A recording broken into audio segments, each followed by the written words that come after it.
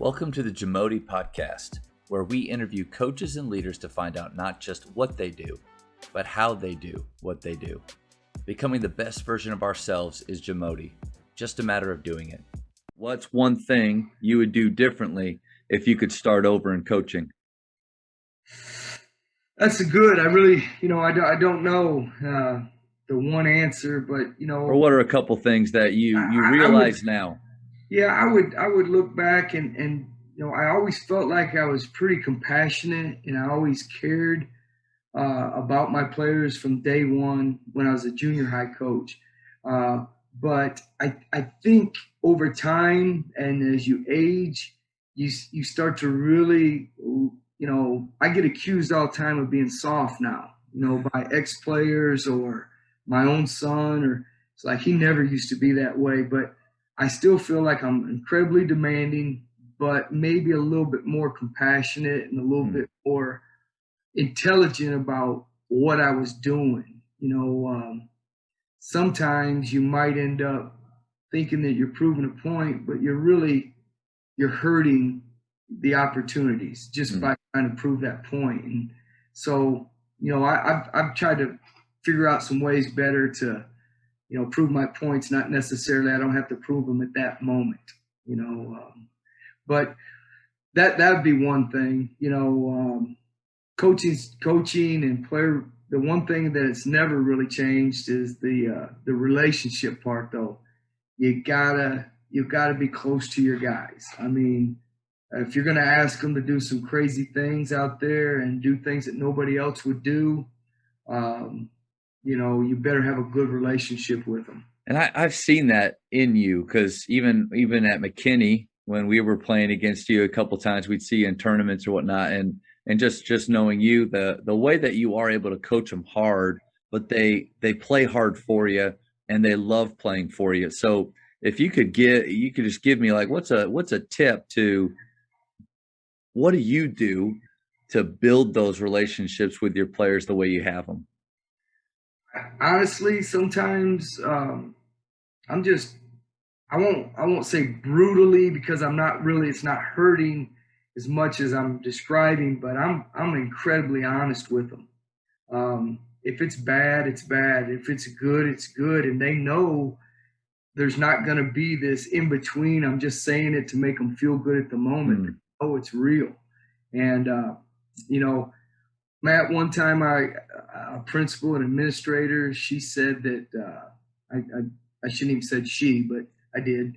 But anyway, she said, that I scared her, that I was demonstrative with the kids, and the kids, I really needed to channel some of my emotions, because it looked like anger all the time. And so I really thought about it. So I went through about a 3-day period of trying to be something that you're not.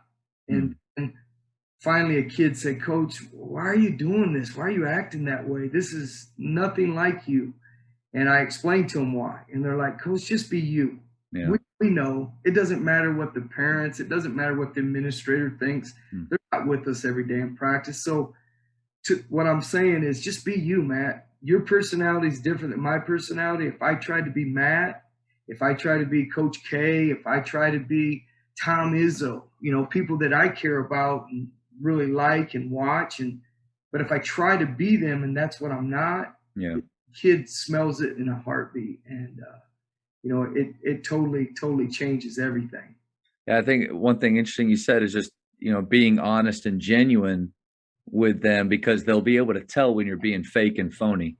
Yeah, Matt, man, the one things that the kid can smell if it's real or not. They know, they've seen people be phony. They've seen people two-faced, behind the back type stuff their whole lives, and for us, if I'm going to say it to your face, it's the same thing I say behind your back.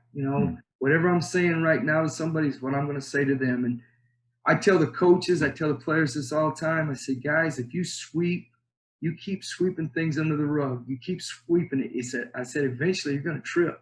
I said, you might get all your little, sweep it under. Finally, it gets so much you trip. I said, so let's don't sweep anything under the rug. let's put it out there. Let's get it the way it's supposed to be. And then the parents, the players, the administrators, we all operate under, trying to be as authentic as possible. And in today's, one of the things I want to make sure I said was like, you don't dehumanize somebody. And that's when you're saying one thing you might change. I think as an early and as a young coach, I probably dehumanized a kid. I might have berated them to a level that I probably shouldn't have. And I try not to do that, but I still do. I mean, we're all guilty, but that's one of our rules. Like we don't have a list of rules. We don't go rule 1, rule 2. We get about 3 different things. And one is, you're going to treat people the way you want to be treated. And basically is you're not going to dehumanize them. We're not going to laugh at people. We're not going to make fun of people. We're going to have fun and we're going to do all that, but we're never going to do it to make us feel good at someone else's cost. And so the kids are pretty good about that. And all of us, we value every kid regardless of, what his race is, what his wealth is, how intelligent he is. They all are valuable people. And that's what we always talk about. It's just be a valuable person, So don't dehumanize people. Coach, thank you for sharing that. I think that's a great, just something great for me to remember. Even, no matter who we're coaching or who we're dealing with, is that one, we can probably learn something from them. No matter who they are, we can learn something from, but also too that, especially the higher power part of it, where there is a purpose for them in this world, and we didn't create that. So remembering that is important. I think truthfully, our job as a coach is not really to win and lose games. I mean, we all want to win every game. We want to do that, but the bottom line is our job is to figure out a way to help that person be successful in life for the rest of his life. And if we can teach them a few little things that might get them through the hump that they're going to go through, because life is not fair, life is not equal, life is not just good all the time. So if we can figure out some skills to deal when we get, hit in the face with some of that stuff, it gives them a chance to be successful. And that's really, that's what I think about. That's the relationship part right there. I'm just trying to figure a way to help this kid make it in life. And, I'll say one thing about being authentic, Matt. A lot of personal things, your life, you've probably kept in the back of your mind, or just like a kid, he doesn't want to tell the coach everything, but he wants to tell him some things, but it's just, he may not tell him everything. The older that I've got and the more I've coached, I tell things that, that I've held for 40, 50 years, that I just tell them because I think it might be a moment for them to learn by something that happened, even though it might be embarrassing, or say, hey, it kind of puts us on the same.